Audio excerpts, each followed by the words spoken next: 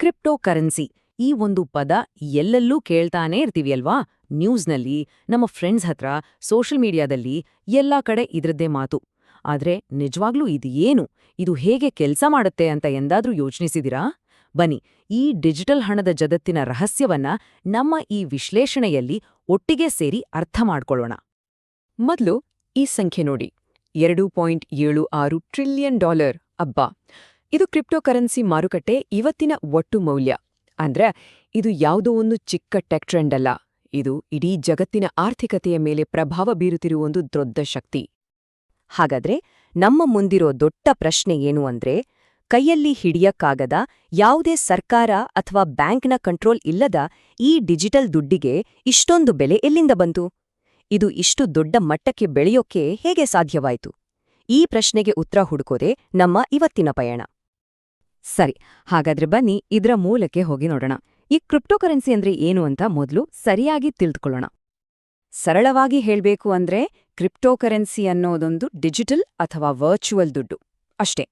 ಇದನ್ನ ಕ್ರಿಪ್ಟೋಗ್ರಫಿ ಅನ್ನೋ ಒಂದು ತುಂಬಾನೇ ಸುರಕ್ಷಿತವಾದ ಕೋಡಿಂಗ್ ಟೆಕ್ನಾಲಜಿ ಬಳಸಿ ಪ್ರೊಟೆಕ್ಟ್ ಮಾಡಿರ್ತಾರೆ.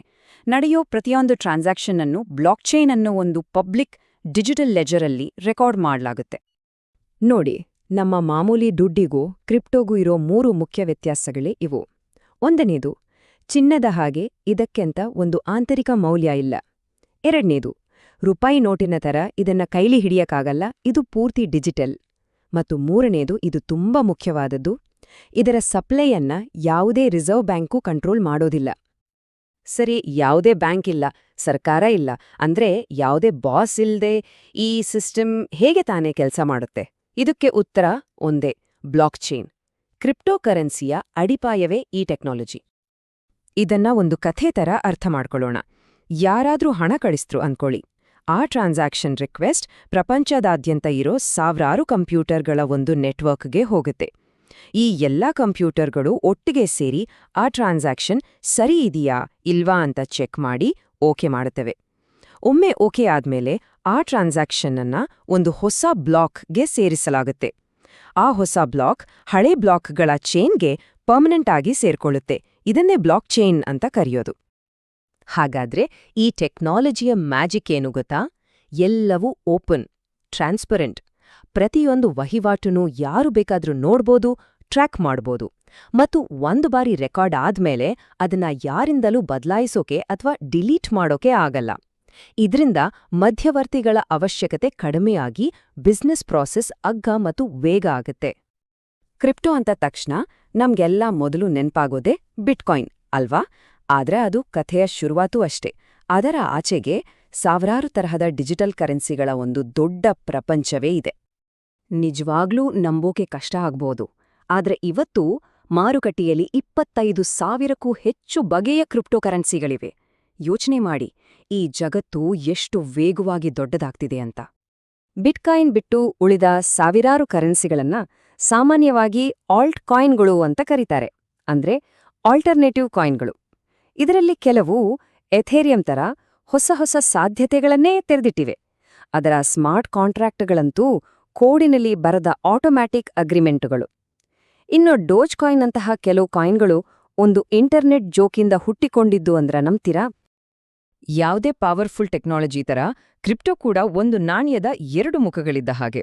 ಒಂದು ಕಡೆ ನೋಡಿದ್ರೆ ಅದ್ಭುತವಾದ ಭರವಸೆಗಳು ಕಾಣಿಸ್ತವೆ, ಇನ್ನೊಂದು ಕಡೆ ನೋಡಿದ್ರೆ ಅಷ್ಟೇ ಗಂಭೀರವಾದ ಅಪಾಯಗಳೂ ಇವೆ. ಕ್ರಿಪ್ಟೋನ ಸಪೋರ್ಟ್ ಮಾಡೋರು ಹೇಳೋ ಒಂದು ದೊಡ್ಡ ಮಾತು ಏನು ಅಂದ್ರೆ, ಇದು ಬ್ಯಾಂಕಿಂಗ್ ಸೌಲಭ್ಯ ಇಲ್ಲದ ಕೋಟ್ಯಾಂತರ ಜನರಿಗೆ ಆರ್ಥಿಕ ಸ್ವಾತಂತ್ರ್ಯ ಕೊಡಬಲ್ಲದು ಅಂತ. ಒಂದು ಇಂಟರ್ನೆಟ್ ಕನೆಕ್ಷನ್ ಇದ್ರೆ ಸಾಕು, ಜಗತ್ತಿನ ಯಾವುದೇ ಮೂಲೆಯಲ್ಲಿರೋ ವ್ಯಕ್ತಿ ಗ್ಲೋಬಲ್ ಎಕಾನಮಿಯಲ್ಲಿ ಭಾಗಿಯಾಗ್ಬೋದು. ಆದ್ರೆ ಇದರ ಇನ್ನೊಂದು ಮುಖ ಅಂದ್ರೆ ಕರಾಳ ಮುಖ ಏನಪ್ಪಾ ಅಂದ್ರೆ ಇದರ ವೊಲಟಿಲಿಟಿ. ಅಂದ್ರೆ ಬೆಲೆಗಳು ಭಯಂಕರವಾಗಿ ಏರಿಳಿತು ಕಾಣುತ್ತೆ. ಒಂದೇ ದಿನದಲ್ಲಿ ಆಕಾಶಕ್ಕೆ ಹೋಗ್ಬೋದು ಅಥವಾ ಪಾತಾಳಕ್ಕೂ ಬೀಳ್ಬೋದು. ಜೊತೆಗೆ ಹ್ಯಾಕಿಂಗ್, ಕಳ್ಳತನ ಮತ್ತು ನಾನಾ ತರಹದ ವಂಚನೆಗಳ ರಿಸ್ಕ್ ಕೂಡ ತುಂಬಾ ಜಾಸ್ತಿ. ಮತ್ತೊಂದು ಭರವಸೆ ಏನಂದ್ರೆ, ಬ್ಲಾಕ್ಚೈನ್ ಟೆಕ್ನಾಲಜಿ ಕಂಪನಿಗಳ ನಡುವೆ ನಂಬಿಕೆಯ ಅಗತ್ಯವನ್ನೇ ಕಡಿಮೆ ಮಾಡುತ್ತೆ. ಅಂದ್ರೆ ಮಧ್ಯವರ್ತಿಗಳ ಸಹಾಯವಿಲ್ಲದೆ ನೇರವಾಗಿ ವ್ಯವಹಾರ ನಡೆಸಬಹುದು. ಇದ್ರಿಂದ ಪ್ರೋಸೆಸ್ ತುಂಬಾ ಫಾಸ್ಟ್ ಆಗುತ್ತೆ, ಖರ್ಚು ಕೂಡ ಕಮ್ಮಿಯಾಗುತ್ತೆ. ಕ್ರಿಪ್ಟೋ ಬಗ್ಗೆ ಇರೋ ಅತಿದೊಡ್ಡ ಟೀಕೆಗಳಲ್ಲಿ ಒಂದು ಅಂದ್ರೆ ಪರಿಸರದ ಮೇಲೆ ಆಗೋ ಪರಿಣಾಮ. ಬಿಟ್ಕಾಯಿನ್ನಂತಹ ಹಳೇ ಸಿಸ್ಟಮ್ಗಳು ಗ್ರೀಸ್ ದೇಶದಷ್ಟು ಕರೆಂಟ್ ಬಳಸುತ್ತೆ. ಆದರೆ ಎಥೀರಿಯಂನಂತಹ ಹೊಸ ಜನರೇಷನ್ ಕ್ರಿಪ್ಟೋಗಳು ತಮ್ಮ ಟೆಕ್ನಾಲಜಿಯನ್ನೇ ಬದಲಾಯಿಸಿವೆ. ಇದರಿಂದ ವಿದ್ಯುತ್ ಬಳಕೆ ಸುಮಾರು 99.9% ಕಡಿಮೆಯಾಗಿದೆ. ಇದು ಖಂಡಿತ ಒಂದು ಒಳ್ಳೆ ಬೆಳವಣಿಗೆ. ಮತ್ತೊಮ್ಮೆ ಇದರ ಮೂಲ ಶಕ್ತಿಗೆ ಬರೋಣ.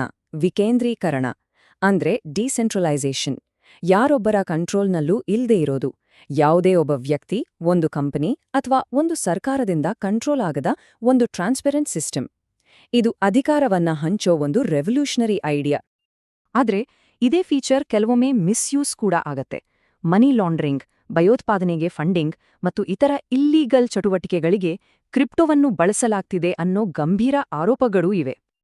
ಹಾಗಾದ್ರೆ ಈ ಎಲ್ಲಾ ಭರವಸೆಗಳು ಮತ್ತು ಅಪಾಯಗಳ ನಡುವೆ ನಿಂತು ನೋಡಿದಾಗ ಕೊನೆಗೆ ಉಳಿಯೋ ಪ್ರಶ್ನೆ, ಕ್ರಿಪ್ಟೋಕರೆನ್ಸಿಯ ಭವಿಷ್ಯವಾದರೂ ಏನು?